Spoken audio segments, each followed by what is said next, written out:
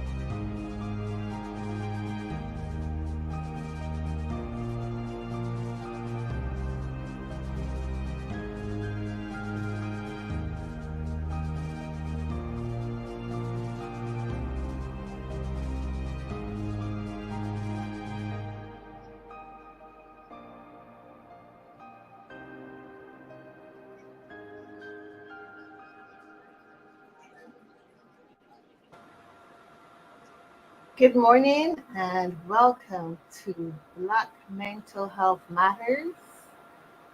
Joining me today is Dr. Cloud, and we will be discussing what are we discussing today? Building resiliency and Black mental health, overcoming Yeah, city and and thriving. resilience. Oh, that's how And- people say it. I say it so differently. okay, so what we're going to do is have a discussion around Black mental health and resilience today.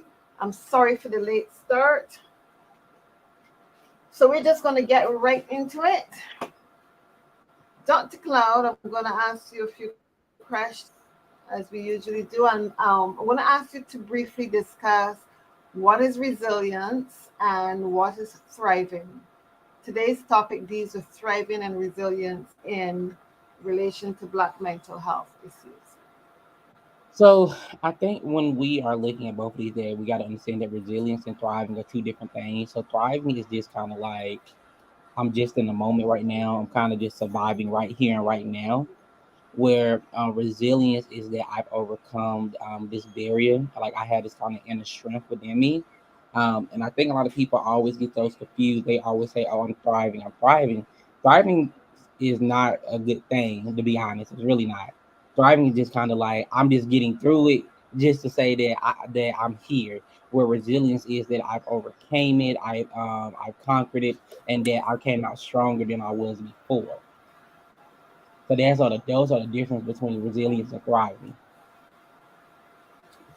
Generally, and I've heard this a lot where we say that children are very resilient, but in my experience, I've found that adults carry childhood trauma. Can you share with the audience how resilience is not always attained in childhood? And I'm So speaking from interviews where I've dealt with people who in the 90s were still holding on to trauma from very, very young. so I think what we have to look at is we have to look at socioeconomic backgrounds, right? And so also how those adults were raised as children. So you typically when we see children with who have resiliency later in adulthood, who never let any of their childhood trauma kind of affect them later in life, and we get those who are adult and whose childhood trauma is affecting them, we see that their socioeconomic background and also parental raising is a big key point. So if the parents never really healed their childhood trauma, then of course that trauma is going to pass along to their children, and it's going to continue what we like to call that trauma cycle. And so, when we look at cases, we see that a lot of adults always say, well, my mom, was treated like this when she was younger, and she treated me the same way. And so that's why I treat my kids the same way. Like my mom was mean and got cursed at. So, I was mean and cursed at my children and so forth. And so that trauma never was fully healed. And I think that's always the worst part about it, is because we're thinking like, oh, well, what does resilience look like in these adults? And now there is none, because you're just thriving. That's pretty much all that you're doing. All you're doing is thriving right now. You never really took the time to really deal with that childhood trauma. You never really took the time to get the therapy that you need, the counseling, or whatever you're looking for. And so you're thriving. That goes back to that first question of thriving versus resiliency, right? They're just thriving in adulthood. They never really overcame that burden from their childhood, or got it healed. So there's no way for them to really understand what they're putting themselves or their children through. If I'm hearing you correctly, you're saying that it is a cycle that continues because the parent of the child had experienced that trauma, and rather than the parent healing, passes that trauma on. So, in essence, what you're saying, we teach who we are. We as parents give out of where we're from. But how do we go back to healing community at a parental level if what I'm hearing you say is that the parent does not know any better and therefore transfers this information to the child? So the way that we kind of heal the parent, the community, or the community level, is first, it starts with the family.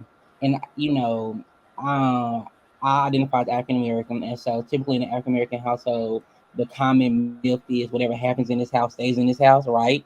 And I've always hated that myth or that ideology that we say to our children, that if you're going through whatever trauma, whatever abuse, whatever, you don't tell anybody outside this household. And so I think that is why that we are not healing, because we feel like we never have safe spaces. Our parents never feel like they have safe spaces either, because it takes a village to raise a child. But if you're telling your child not to go to their village, what exactly are they healing from, or who do they have to lean upon? And that's the same thing with our parents as well. Our parents have the chance to express themselves in an environment that they never were given before, because in my mom's generation or my grandma's generation, it wasn't idealistic for them to talk about their emotions, their feelings, or how they were upset because something their parents were doing. But in my generation and the generation that comes after me, we're seeing more of an incline and more of an increase, as youth, millennials, Generation Z are starting to speak openly to their parents about how they're affecting their mental health and why they're choosing not to let it continue. We're trying to, that cycle breaking. That trauma that you gave me, I will not continue that trauma, because I will not let my children have the trauma that I have yet to heal from. So it starts by going back. We have to really go back. If your mom and your grandma or your grandfather are still alive, then it starts going back to, the oldest generation and working your way up to the youngest generation. Because if you don't start from the root of that tree, that's how I look Understood. at it. If you don't start at the root of that tree, when we get all the way up to the new generation, to the grandkids, the great grandkids, the great grandkids, where are we healing it? Because we never healed the root, which is either your grandparents or your great grandparents if they're still alive. So if we're not starting at the root, then that family tree will never really overcome and heal moving forward in the future. Because always going to be that residual familiar trauma. There will be no resilience, and you really are not thriving anymore. You're just kind of overlooking. I'm going to ask this question because it came up. So, in essence, today is a different era because of the access to information, because you have so many talk shows going on. I mean, it started with Dr. Phil before the internet blew up, and now you can have all these short video clips where people were looking at what's going on emotionally and psychologically and talking their problems out in public forums. Are you saying that because we're now in an era where information is easier to access, that people are now looking at healing themselves, especially the younger generation. Yes, that's exactly what I'm saying. Because you will see now that mental health, and I want to say we have to thank COVID for this as well, just a little bit, only because in the last couple of years we've seen an increase in mental health services, right? And then COVID, when COVID came around, everybody was on isolation. That means that you were stuck with your family, right? You were stuck with your family, and you were stuck with your family for most times throughout the day, because you if you were working from home, that means your parents were working from home, they had a job, or it just depends on your family dynamics. So this younger generation finally got the chance to see their family dynamics in a different light. Because I'm not with my family for 8 hours of the day. I'm at work, so I don't really have to see y'all except for in the morning when I get up to say hey and bye, and then in the evening when I come home and I'm saying hey and bye and going back to my room or going back to my household. But when we were all being forced to be stuck together, the younger generation was forced to actually see that some of their family dynamics were a little bit toxic, and that they also were hindering their mental health.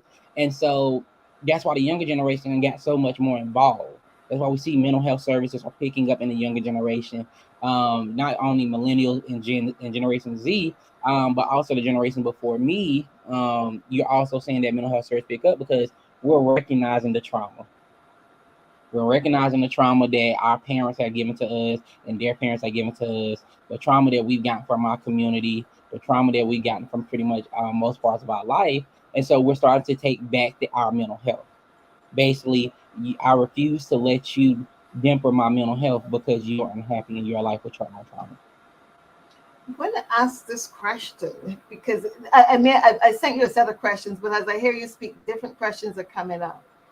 And what I'm hearing is that the family structure is important to having good mental health. And I am wondering if our priorities in terms of having a nice home, a nice car, having material comforts, sometimes put our family life on a lesser rung of the ladder. Okay, that's not important. These are the things that are important. Let me work 20 hours a day to make sure that we can live in a nice home in Beverly Hills or someplace like that. And neglect that emotional bonding with the family members. We don't spend time together. We eat at separate tables because of the busy work schedule. Would you say that family life needs to be revisited where you have at least one parent in the family holding young children together and giving them that nurturing and reassurance that they need when they're very young? I would let me so I'm a preference this because I don't want nobody being like, well, he said I'm a no. What I'm gonna say is I do believe that there should always be one parent in the household, right? And that children, especially when we're raising younger children, because the children do need that familiar bond, they do need that love, they do need that guidance. Now I'm also saying that you can still give your children that without both parents being at the same time. And I think we often overlook it. We always say two parent households. That's what we're looking for. I always say no, because a child, regardless of social economic background, even if you got money, and money does not always mean happiness, as I always tell people. Even if you got money, but your parent, your mom, your dad, mom and dad, whatever your family dynamics look like, as long as somebody was there to love you, to guide you, to give you the support that you needed, that household will always be filled with love and guidance. And I've always believed that because your family dynamics are based upon the people in the family. So that's how they make them good or make them bad. So if your family dynamics was always filled with love, filled with laughter, filled with people who care about you and your mental well being, then that child will grow up to have those same characteristics and traits. And then if you have a family dynamic that's full of those who never think they nice to you, always negative, emotional abuse, mental abuse and stuff like that, then that child will grow up to have what we call a hectic kind of childhood, and a hectic teenager, and then a chaotic adulthood, which because they never have had self love. So I believe that it depends on your family dynamics and how it looks with having with your parents. Because for instance, my mom was a single mother, but I had my mother and I also had my grandmother. So either I was with my grandmother or I was with my mother, and both of them always instilled in me love. So and we didn't have everything, and we knew we didn't have everything, but what we did have was enough. And my mom never made it seem like that we were struggling, because in her eyes, she gave me everything that I needed. Nothing less, nothing more, everything that I needed. Not what I wanted, but what I needed. And that helped me to thrive into adulthood and kind of give me those characteristics of, of being family oriented, of having good mental health, and being able to kind of have this open communication with my parents, with my grandmother, and talk about subject matter that most teenagers, most adults still find uncomfortable. Because in my household, no subject is off limits. We can talk about anything, and it's a free and open space. But that might not be the same for other people in the same predicament. They might not have that type of environment where they're able to have these open and realistic conversations with their mother, their grandmother, whoever's raising them. So important, what is important is having an environment where love is the driving force and not necessarily material things. Yes. Oh, love. I always tell people a loving family will get you far. Will get you far. And if your family, and I always say that, tell your kids or tell whoever in your family that I love you. My mom has this thing like we don't ever go a day without saying we love each other, because people don't understand what that saying can really do to somebody's mental health, right? So you have to have some type of love built into your family dynamics. Okay, we have a comment here from ACD. I grew up with people who had two parents in the household, and those parents were emotionally unavailable. How do you speak to that, Dr. Clark? So I always tell people, just because we family don't mean that we got to be family. And let me tell you what I mean by that. If you have somebody if you grew up in a household with two parents and they were emotionally unavailable, do not blame your parents. Do not blame your parents. You have to look at their childhood, how they were raised, if they received love as well when they were children, or teenagers or adults. I think we always try to blame our parents sometimes, but we have to look at our grandparents too, because most of the time the grandparents are at fault. You have to look at their background, how your mom and your dad were raised, or how they, as well, because most time that could be the reason that they're emotionally unavailable. Don't put that blame on you, right? Tell your parents that you love them, even if they don't say "I love you" back. Hug your parents, even if they don't like you hugging them. Just do it, because let me tell you one thing. My dad did not like to be hugged, and as I got older, now my dad is a hugger, because I will always hug my dad, and I would tell him, "You're gonna give me a hug, regardless if you like it or not. You're gonna give me a hug because I'm your son, and you're going to grow to love it." And now that I'm older, my dad, every time he sees me, he gives me a hug and he kisses the top of my head. That was completely different. Nice. That is completely different how my dad was when I was younger. Okay, I like that. So that's just how that is. So that's just pretty much how I look at it. That your parents may be emotionally unavailable, but it doesn't mean that you have to give up on them. It just means that you kind of have to work with them. And also find you also have additional family that who also going to give you love, who continue to pour into you, and wrap yourself in that. I guess is a way of how I say it. Kind of wrap yourself in that as well, because even if you feel like your parents aren't there to love you, I'm sure somebody else in your family is. So that's just how I look at it. Okay, thank you for that answer. This brings us to emotional intelligence. This is a word that, or two words that we keep hearing a lot about in recent times. What is the link between resilience and emotional intelligence, if there is any? So there is actually a link between resilience and emotional intelligence. So for those who don't know, emotional intelligence is being fully aware of one's emotion. So a lot of people always be like, "Oh, I'm aware of my emotions," but they really don't know the core emotion that they're looking for, right? So you say that you're angry, but what is the core of your anger? You just say I'm angry, right? And so the core of your anger is stems from sadness. So that's emotional intelligence, because you know what the core is of that emotion. And so for resilience, resilience, like I said earlier, is pretty much that you have conquered or you have overcame something that was meant to break you, or that was meant to kind of destroy you mentally, physically, emotionally, whatever, however you want to look at it. And so they link together because resilience requires you to know the core emotion of that trauma. It requires that because you can't say, well, I'm angry because of this situation and think to yourself, oh, well, I've overcame it. But then a little bit down the line, you start breaking down again because you never got to the core of the emotion. And I give you an example. At one of my past agencies, we had a conversation about domestic violence, and we were talking about domestic violence, and out of the blue, I broke down crying. Don't know why I was crying, but I was crying badly. And I remember my supervisor at the time, he said, let's unpack it. Why are you crying? I said, I don't know. And I said, I think because I witnessed domestic violence when I was a child, and that I thought I had overcame it, and I thought I had, kind of gotten over it. But and I was in my adult years. I was about 24, 25. He said, you didn't overcame it. What you did was you just kind of lived through it, but you never really had the chance to really unpack that core emotion of what really scared me, which is the fear of domestic violence. It was sad to see, but the real core feeling was the fear that was behind it. Seeing somebody being that abused, being that beat on, and how it kind of impacted me as a child. But I never really accepted the core feeling. I never had the emotional intelligence at that age to understand the core of that was fear. So I guess that's how I link it.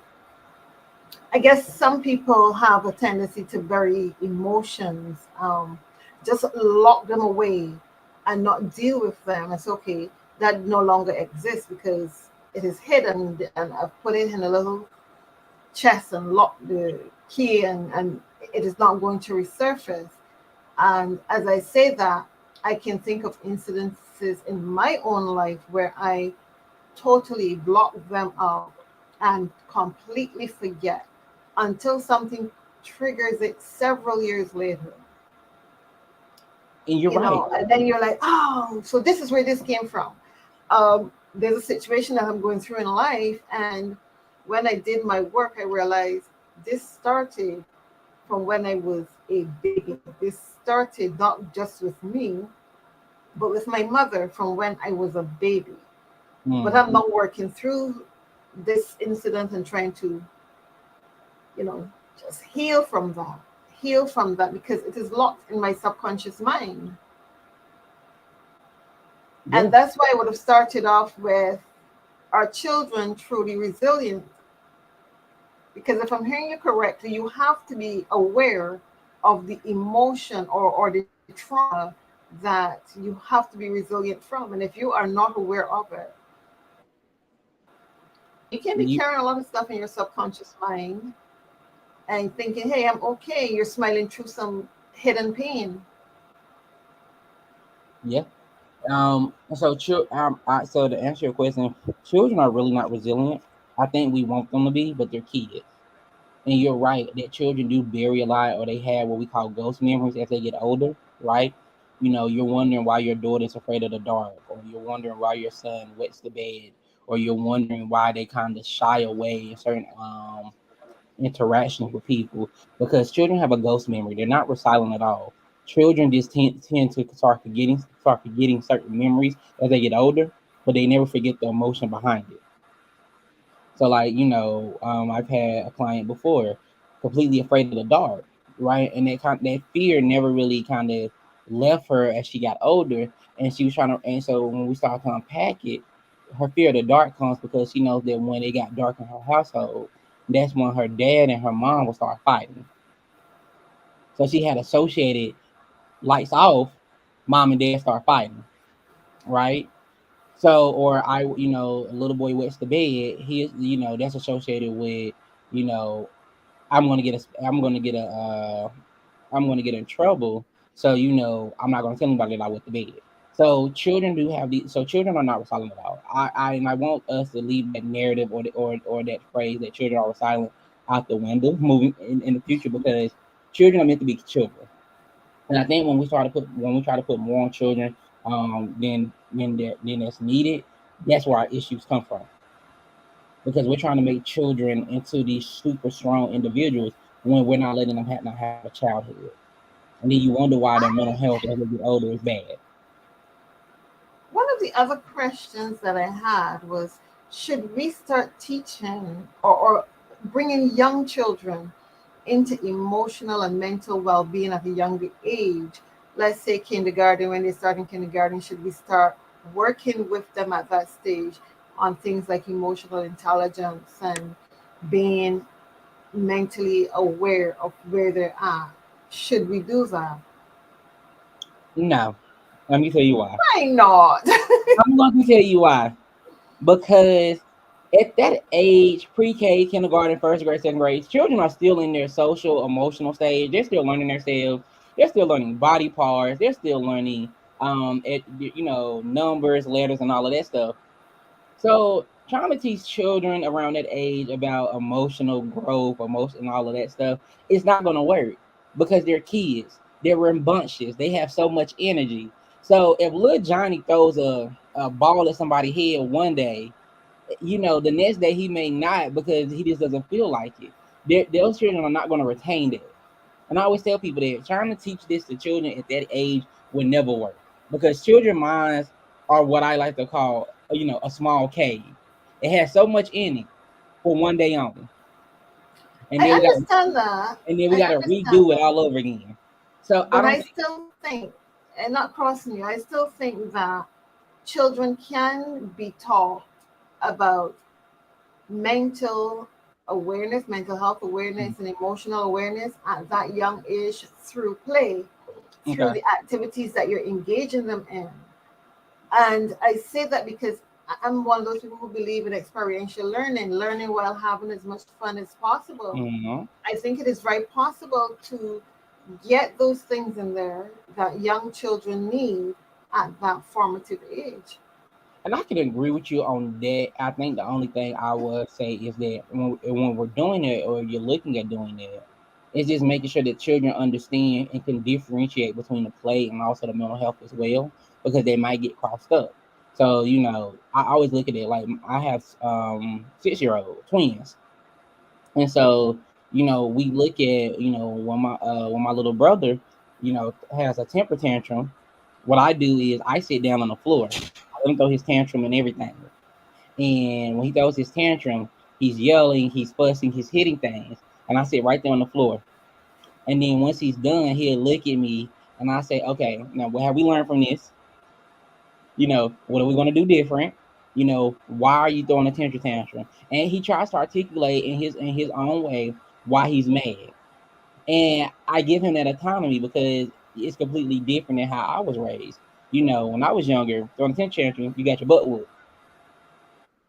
This is a different generation. So with him, I kind of, when he throws his temper tantrums, I kind of get the chance to kind of sit down and be like, okay, why are we mad? And he'll tell me, he'll be like, because she wouldn't give me my toy. Okay, why didn't she give you your toy? So trying to utilize those skills in an effective way, because then the next day he completely forgets it and we have to start all over again. I'd be like, okay, we had a breakthrough. The next day we have a tantrum again. We restart because he forgets what we went through the other day.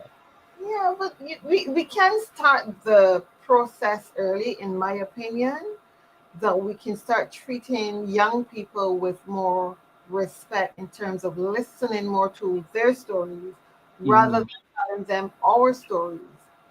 My understanding is that if you have a brain, it means you can think. And if you can think, it means you can understand. And if you can understand, then you are teachable.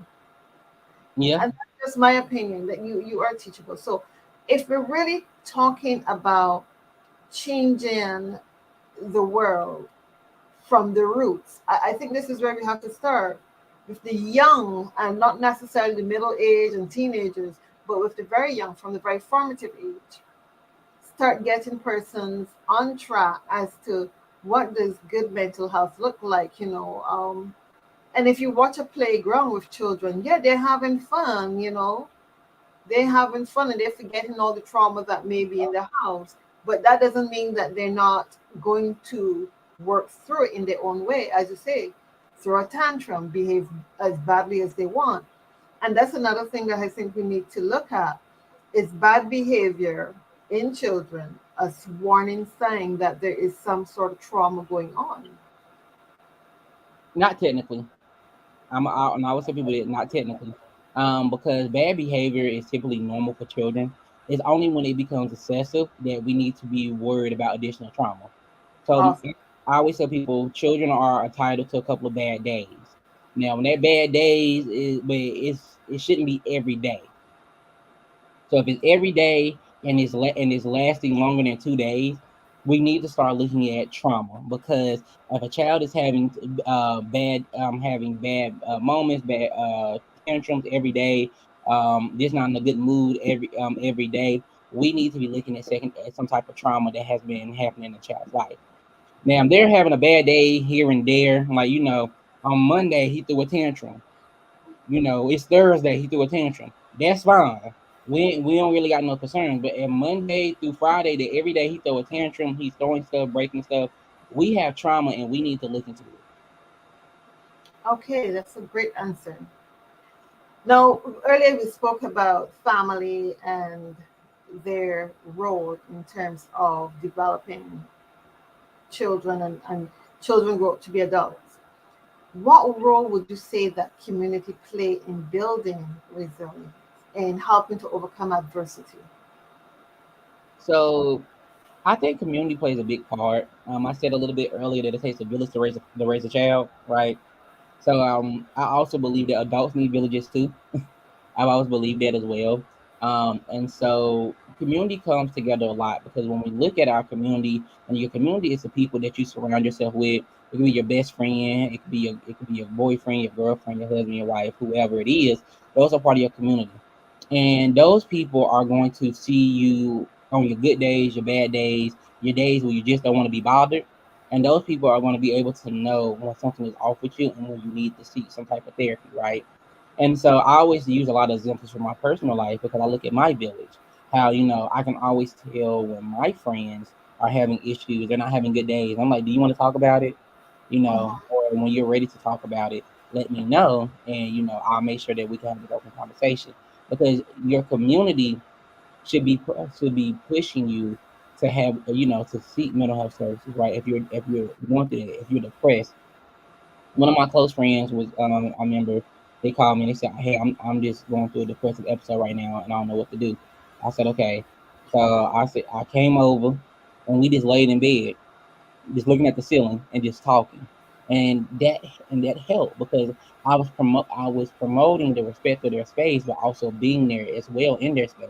So when they were ready to talk, they didn't feel alone. And I think that's what we have to look at is that your community should promote your healing. Your silencing or your resilience. It should promote all of that because they know exactly who you are when you're not yourself. Agree, agree. What about spirituality? And I'm saying spirituality and not religion. Oh, okay. What about spirituality? How can spirituality assist in building one's resilience?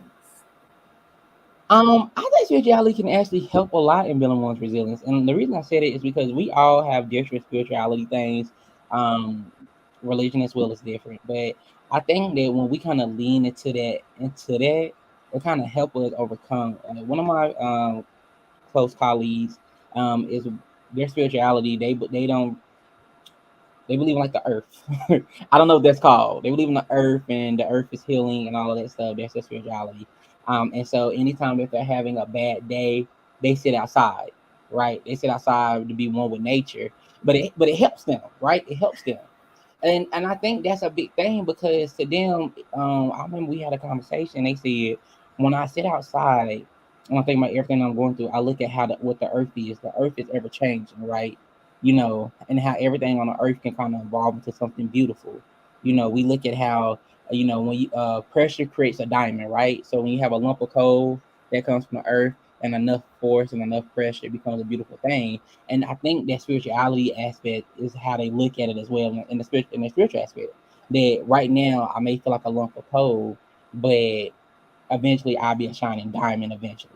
And I think that's how we kind of they implement that into their resilience.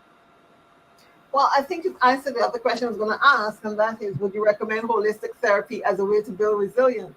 Because I know today you have so many different ways of being whole in terms of outside of the traditional. Something is off today, my mood is off, so I'm going to take some pills. Mm-hmm. um, People are now, as you say, going into nature. They're doing things like yoga, playing with their crystals, Yeah, having a yeah. massage, reading sacred books. People are finding ways in which to connect differently in terms of being resilient. How do I handle the trauma in my life? Something bad has happened. How do I handle that? Especially when, in some cases, you can have a psychosomatic event happening, and you've taken all that trauma into the body, and now the body is displaying it has maybe cancer, um, high blood pressure, migraine, or some other form of physical illness. So, would you recommend holistic therapy as a way to build resilience with your clients? Yes and no. And I was talking about this yesterday evening that I meet my clients where they're at. And so, I always ask my clients, what type of therapy do you seek? Because therapy is moving into, we can look at a traditional, non-traditional, holistic. So I always ask my clients. And so it's always depending upon the client that I'm working with. One of my clients, and I love this story, we did holistic therapy. And so what we did is we would sit outside in nature. I am not a nature guy, too fast, but we would sit outside in nature, and so we would sit outside, and we would sit outside with our feet on the earth. And to them, that was their therapy because everything from the root, the crown of their head, they would let flow out through the root of their feet because that's how they were getting rid of it, right? And they were rooting themselves, and they taught me that too. And I always believe that it's a kind of exchange between a therapist and a client because they teach something different. And so they taught me something different because I remember doing that therapy class, and they said that most times what people think is that you have to be in a building for therapy. They don't understand how confining it can feel to somebody who's seeking therapy because they feel like they're enclosed in a wall. And so that holistic approach opened up so much more for that client that now I actually ask my clients, what type of therapy do you seek? And how can we meet it? Do you want traditional therapy, non-traditional, holistic, and then let me meet you in the middle because I may not know much, but I'm going to learn what I can to make sure that I am being fully adaptive to my client. I like that answer because what it says is that you have a holistic approach to life and you're very open minded. And that is important because, as you said, you have to meet your clients where they are.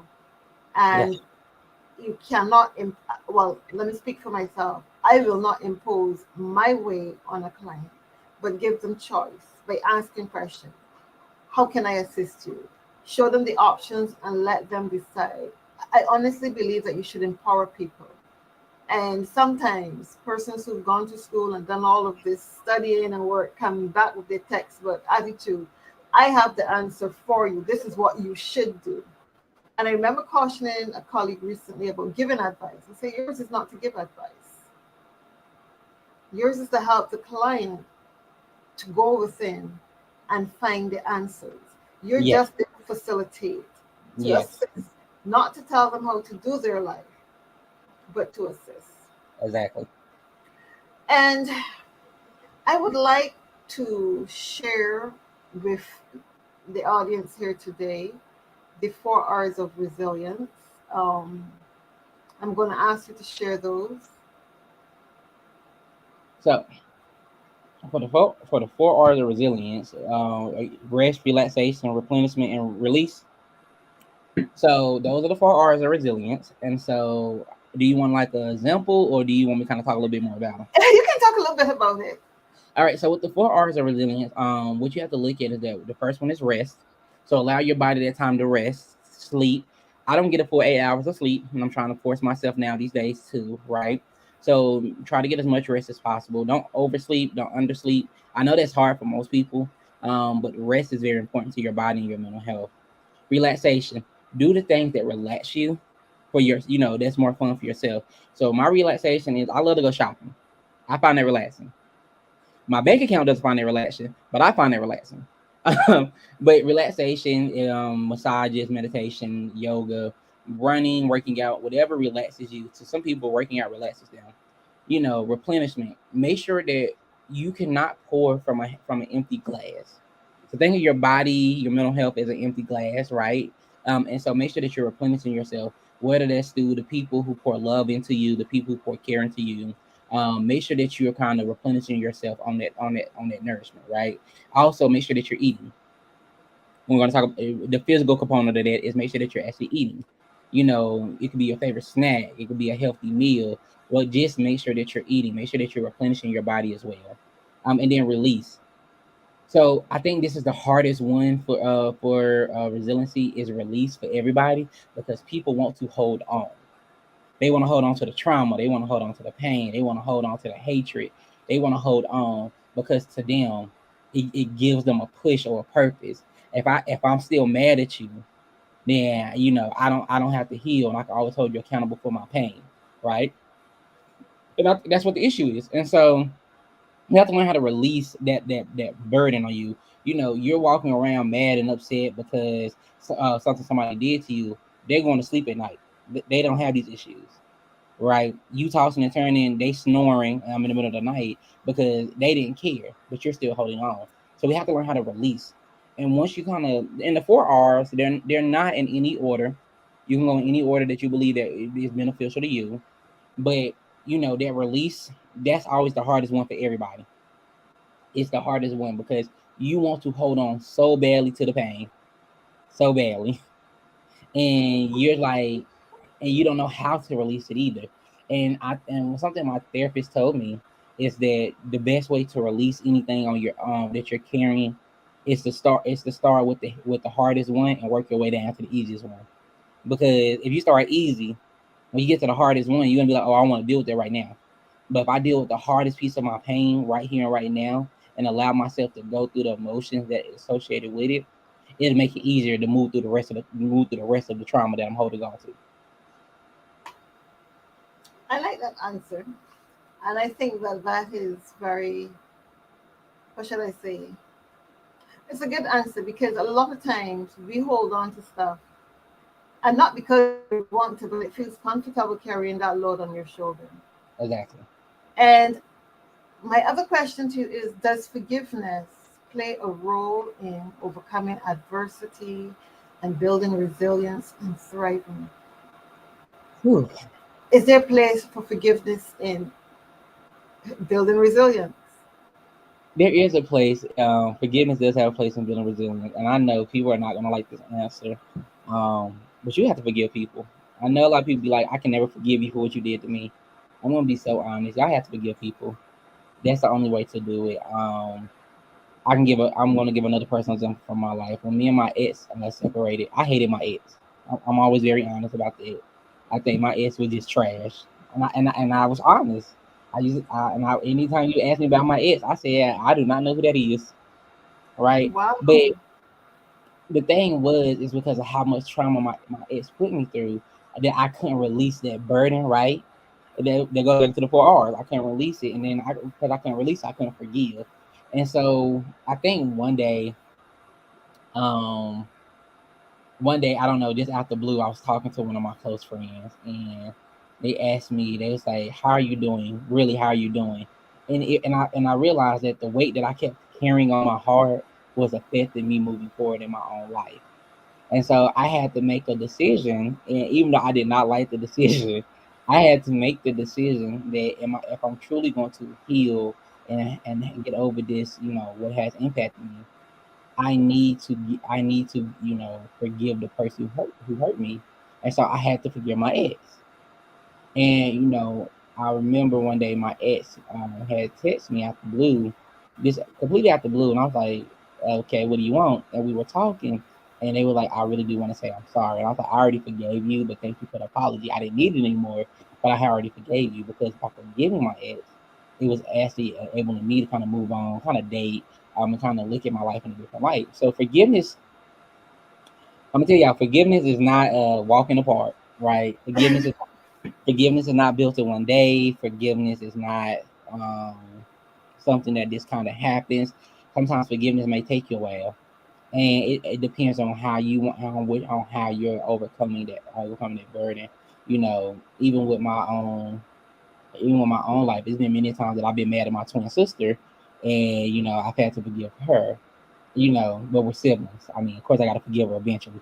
But you know, I'm gonna have that. I'm gonna hold that beef for a second. I'm probably, all right, I forgive you, and because it just takes that. It just takes time. It does. It Forgiveness does. takes time.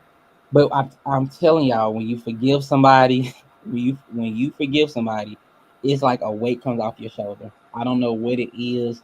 I don't know how to really describe. It's like a woosah moment. It's just kind of like you can breathe better because you're not carrying that weight on your spirit anymore.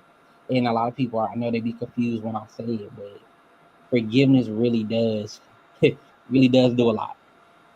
On that note, Dr. Cloud, I'm going to push this out there because when things come up, I just got to push it out there.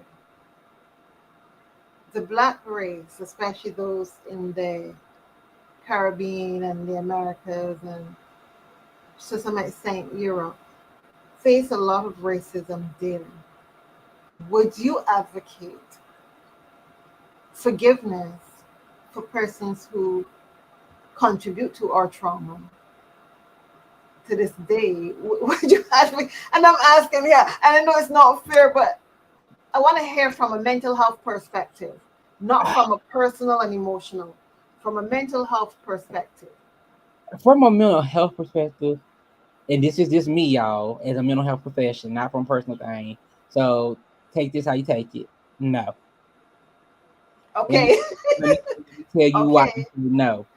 Because if you were the reason for my trauma and you are the reason for my continuing trauma, why will I forgive you? And I know I know I just said you gotta forgive people to get that weight off your shoulder, but there are just some people who don't deserve your forgiveness, right? And I tell this to people, even as a mental health professional, some people don't deserve your forgiveness as well. In that Okay. situation, no. And I tell people Even that if it is for your mental well being. you can, and I'm gonna tell you this too. This was not a fair question. And I You, know it was not fair, but I really no, wanted to hear from a professional level.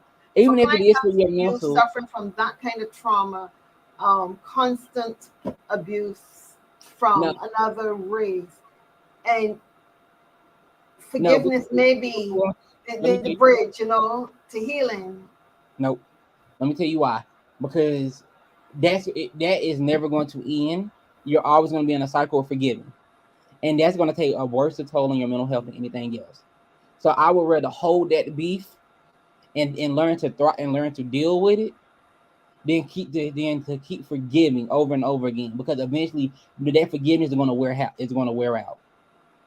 And that is from a mental health standpoint because you can only forgive somebody so many times before you are like, you know what, I can't forgive you no more. I'm tired because it's going to affect you worse. Understand. It's going to affect your mental health worse. So I would rather not forgive you as a mental health professional. I would rather not forgive you in that aspect than to have to keep forgiving you each time because we're going to keep continually deal with racism regardless. That's like it's going to be a continuation. You know, every day we're gonna deal with some type of racism. And if I gotta forgive you every time I deal with racism, we're gonna be forgiving you until the world ends. And we don't know when the rapture is. So I can't keep saying I forgive you. It's not possible. They, Understood. Understood. Well, you have an agreement with from ACD. Don't know where ACD is coming in from, but ACD says, "I agree. Some people don't deserve forgiveness." they don't. And that is from my mental health perspective. Some people do not deserve your forgiveness. Honestly, and I tell people this all the time, you can typically tell people to kiss your behind and call it a day. When it comes to, the question that you asked me, that is where as a mental health professional, I've always stood my ground on. We do not forgive racism. We don't. Okay, I hear you. I may stand on a different side of the fence with that, and Yeah. I will do that because of my professional perspective as well. I'm coming from the spiritual element, Mm. very much in biblical teaching. Forgive 70 times 7. And when that 70 times 7 we're out, we start all over again. Yeah, but So, then you but also look at the Bible says turn the other cheek. But what do you do when you run out of cheeks? So I, You grow some more. exactly. So You just have to grow some more. and I look at But it we that way. will, yeah. I just wanted to find out from that perspective because I know where I stand on that and where I have to stand on that as Mhm. a spiritual director. Okay. Can't knock your position, and I won't knock your position. Yeah. Forgiveness is choice. Yes, forgive, and that I do agree on that. The forgiveness Yeah, is true. forgiveness is It choice. is very much a Yes. choice. Yeah, well, it is a big choice. And yes, some people have had it really hard with racism. And I know for me growing up in Barbados, I do see it as much. Not saying it does not exist here. Hmm. If it is very covert, but it is present, as with every other place. It is present. Yeah, and So my it's views will be a little bit different. It's like, yeah, oh well, exactly. I'm living in a place where 95% of us are black, and the other 5% are bit of Chinese, bit of Indian, other races and stuff like that. So, but I want to know, coming to a close here, how can we as a people support each other in terms of overcoming adversity? How can we support each other so that we really thrive and build resistance? Not just that resistance, resilience in the face of the challenges that we face daily, economic challenges, the healthcare challenges, all the other challenges that we face daily that contribute to our mental unwellness. So I would tell you, and my answer here is going to be very simple: accountability. We I like have to that. we have to hold each other accountable because everything else falls into place. If we're not holding each other accountable, everything would never heal. I guess is the best way to say it, right? Nothing would ever heal. So we have to hold each other accountable, and that's how we're going to do this healing, this thriving, this resiliency, overcoming adversity. Is holding each other accountable, holding each other accountable for our mental health, holding each other accountable for when we are causing trauma to other people, holding each other accountable for our healing, holding each other accountable just in every aspect. That's how I look at it. And when you're holding each other accountable, then you are saying that I am taking an active seat in my life and in somebody else's life to make sure that we are healing. That's just what it is. I like that answer too. And I like the word accountability. Mhm. I belong to a group, we call ourselves Fearless Women. It's actually an academy where we're Mhm. teaching young women, well, women in general, how to live fearlessly. And we hold each other accountable. We check in to make sure that the goals that we set for ourselves, we're following through. So I love that word, accountability, keeping on top of things. And I agree with you. That's the way forward. Keep each other in that place where we are accountable for our actions and behavior. That's important. Exactly. Exactly. So, with that, I'm going to ask you, Dr. Cloud, is there anything else you want to share with the audience who we have here? I think the only thing I would share, and I've been thinking about this throughout the whole time we've been talking about this topic, is that sometimes that it's going to be hard for you to ask for help. It's going to be hard sometimes to kind of get to the core root of what your emotions are, what's causing your trauma. So what I want you to do, and what I hope for you to do, is take a moment to sit with yourself, turn off everything, turn off all everything. When I say everything, turn off all the TVs, turn off the music. I want you to sit in the silence, right? And I know people silence is unbearable for certain people, right? I want it to be. And the reason why is because when you're sitting in that silence and in that moment, only thing you have to do is stay. You just have you and your thoughts in an empty room, right? And allow yourself to explore these thoughts fully in a space where it's just you and you alone, and that will allow you to find the core root of exactly what's going on and how you can work to heal from there. And I'm saying this is because so often we run to everybody with our problems before we had the chance to dissect it for ourselves, alone in a room by ourselves. So sit with yourself in silence, and then allow yourself to explore what exactly could be the issue, and then go from there. Thank you, Dr. Cloud. Well said, well said. And with that, I would like to say that resilience is something that all of us are capable of. You just have to reach inside. And as Dr. Cloud said, go into silence and speak to your higher self and gain strength from there. Learn how to be at peace with you Exactly. and practice forgiveness. Practice forgiveness. I know it's going to be hard for some people, but practice forgiveness. And forgiveness is not for the other person, forgiveness is for yourself. It is And for you. It's all about you at the end of the day. I You agree. know, giving up the unnecessary things in life that are weighting you down. That's what forgiveness is about. Exactly. And with that, I would like to say thank you so much for joining Black Mental Health Matters this wonderful Saturday morning. And I would like to give a special thanks to Dr. Cloud for being here and sharing his information with us, which was awesome. Thank you so much, Dr. Cloud. Thank you. And I look forward to our next session. Have an awesome day. And to the audience around the world who've taken time to be here, I am so grateful to you all. Thank you so much. Have a wonderful Saturday. Have a Until. wonderful Sunday. Goodbye. Thank you. Until. Have a good day, everybody. Have a good day. Until.